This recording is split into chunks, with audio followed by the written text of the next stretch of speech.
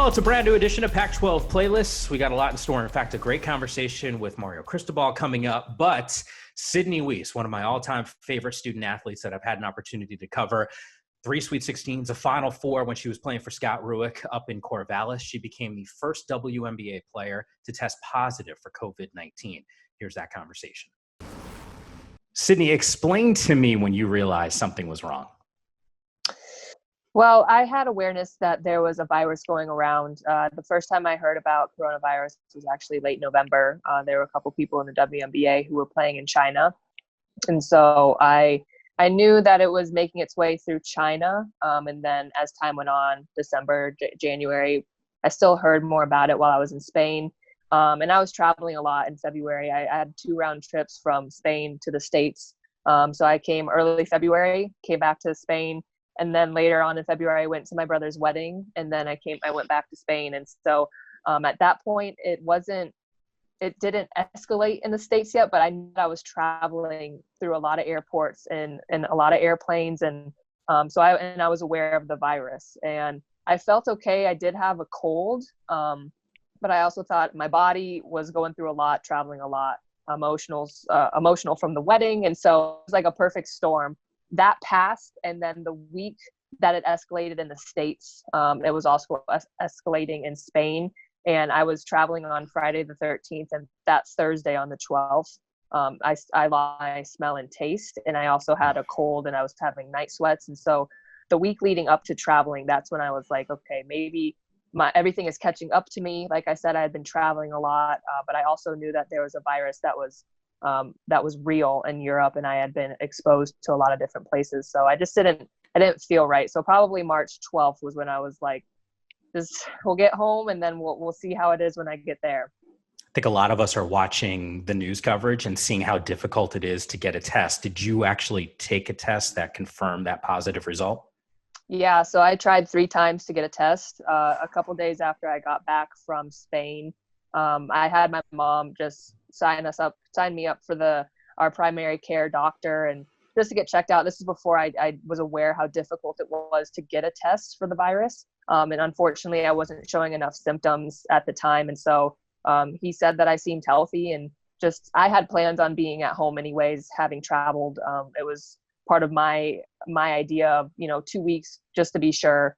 And then the next weekend, Ruth Hamblin actually texted me some articles saying that loss of smell and taste became a symptom of the virus. And that was something that I was experiencing. At that point, it would have been about 10, 11 days. And so pursued another test that next Monday. Didn't work out again because I wasn't showing enough symptoms. And then fortunately, we have a friend from church who works at the Mayo Clinic, and my mom communicated with her, and she got me in last Wednesday for a test. Ruth Hamblin, take it, it's a rocket scientist who's going to let you know about the symptoms regarding COVID-19 in the early stages in the U.S. Certainly not a surprise there. No. As you're waiting for the results, because I've heard, obviously there's a brand new test that's, 15 minutes or less. And obviously when you got tested, it wasn't like that. How scary is it while you're waiting for those results? I was fortunate because after I took the test, they said, we'll let you know in about 24 hours. And so I've heard stories of people waiting 7 to 10 days, and it takes a long time. But mine, I knew I was either going to know Thursday or Friday. I wasn't nervous because, to be honest, I've had a feeling that I had it based on those symptoms and based on how my body was feeling. I am fortunate my case was mild, but I've had colds before, and this was weird. It was like my head just felt in the clouds. Like when I was still working out because I could breathe fine. I had no respiratory issues, which is a blessing. But I just remember I'd go on runs, and I would be asking myself, like, am I running right now? My body felt weird. And so I knew that I was off. That's why I kept pursuing the test. And then obviously Ruth sending me that article, I was like, yeah, I probably do have it. I was telling people I'm 92% sure I have it. Yeah. And then once I saw the positive test, it was more peace of mind because I wanted it for my parents because I've been with them. So I just wanted, if I do have it, what do we got to do now? And so once I saw the results, it was like, all right, let's take the next steps in order to take care of it. I know you've been quarantined, you sort of mentally prepared for a couple of weeks where you were going to be just at home, but what's the support been like from you? I actually think I saw something on your Facebook page that you had posted, your neighbors were writing a sign and they put it on the door. And I would just imagine a lot of your teammates, Ruth obviously gave you some of the heads up on some of those symptoms, but the support in general, what's the reaction been? Oh my goodness.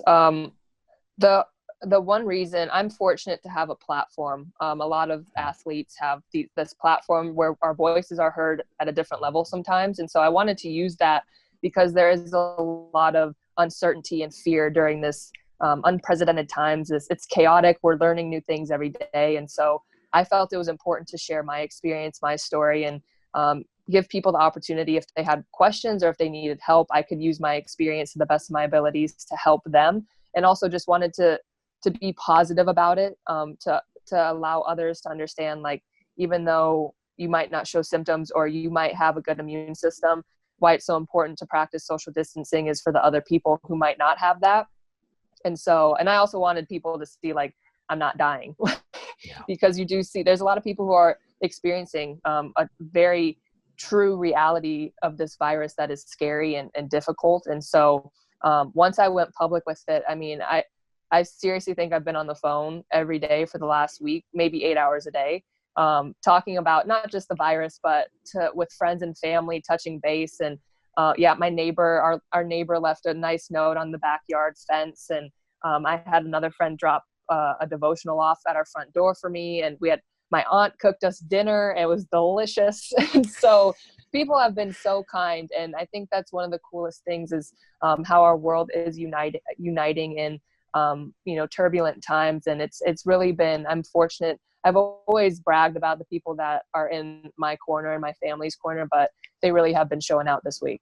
Oh, you are easy to root for. There is no doubt, even when you were You're at too much, Oregon Mike. State. No, it's true though. But look, you've had success obviously at the WNBA level as well. We just heard the news a little while ago that the WNBA has now postponed their season. Certainly not a shocker considering everything that's going on. But what's the messaging been for the players that are playing in the league? What have you heard so far?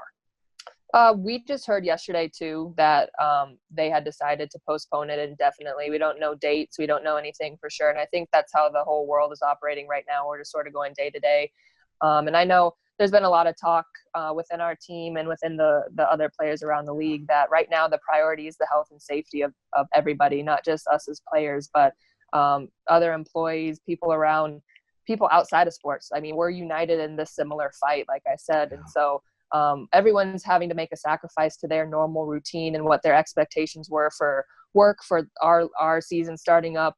And so we just got to ride the wave that comes with it and make sure that we do what we can right now to impact in the proper direction. And so, like, for me, having tested positive, how I can help is staying home and minding my business. And so we're going to continue to do what we can, and also probably look for ways to stay engaged through social media with our fans. And then we'll just, as we go, we'll learn more. It was an absolute pleasure covering you when you were at Oregon State. I love the fact that you look healthy, you have energy, you've been on the phone 8 hours a day. So continued good health now moving forward. And thanks so much for giving us a couple of minutes. Thank you so much, Mike. And always go Beavs.